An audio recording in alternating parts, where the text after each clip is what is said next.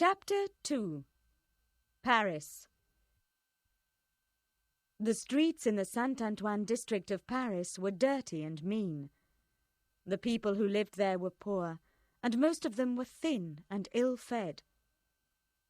A man was unloading a large barrel of wine from a cart in the street when there was an accident.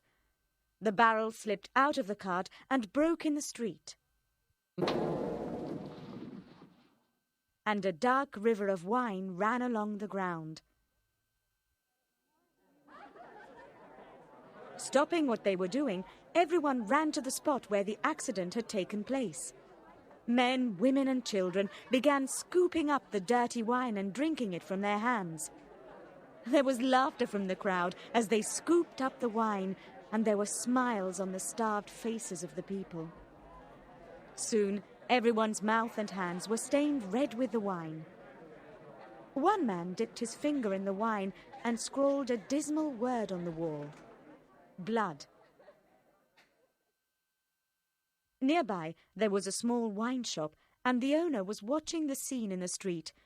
He was a man of about 30. He frowned when he saw the joker write the word blood on the wall.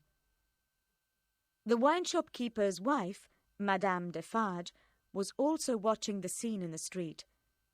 She, too, frowned, but she said nothing.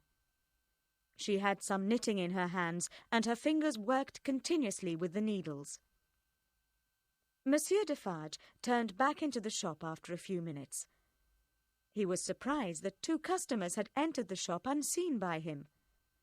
One of them was a middle-aged gentleman, and the other was a young girl. They were not the kind of people who would usually enter a wine shop in the Saint-Antoine district. The gentleman said something quietly to Defarge. The wine shop keeper was surprised for a moment, and then he signalled to the 2 customers to follow him out of the shop. Mr. Lorry and Miss Manette rose quickly from the table and followed Defarge. He led them through a little courtyard into another house. All 3 of them climbed the narrow staircase up to the top of the house. Defarge stopped outside a door and listened intently. He took a key out of his pocket. "He's locked in?" exclaimed Mr. Lorry in surprise. "Why do you keep him locked in?" "He has been a prisoner for many years," Monsieur Defarge replied grimly. "and he would be frightened of freedom. That's why I always turn the key in the door when I go in." Although Lucy Manette had not managed to hear any of the whispered conversation between the 2 men, she looked worried and frightened. Defarge pushed the door open softly, and they all entered the tiny, ill-lit room. There was an old man sitting with his back to the door. He was very busy, making shoes. Defarge made a slight noise, and the old man turned to face him. He had long, white hair and an untidy beard, and he was very thin.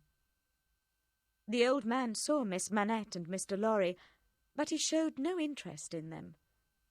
"Show the gentleman the shoes you are making," Defarge commanded. Mr. Lorry stepped forward and leaned over the old man's work. Then he spoke quietly to him. "Dr. Manette, don't you remember him? He pointed at Defarge. Don't you remember your servant from long ago? Take a good look at him." The old man was startled and dropped the shoe he was holding in his hand. He frowned for a moment, and it seemed as if he was struggling to remember something from the past. The effort was too great for him, however, and after a few seconds his face went blank. He reached down, picked up the shoe that had fallen, and resumed his work. "Do you recognize him, sir?" Defarge asked the Englishman. "It's him," Mr. Lorry replied. "He's greatly changed, but it is him." Miss Manette moved quietly to the old man's side and stood beside him. She was still very pale, but there was an expression of great tenderness on her face now. The old man raised his eyes and looked at her. He seemed afraid of her. "What does this mean?" he asked fearfully. "Who are you?"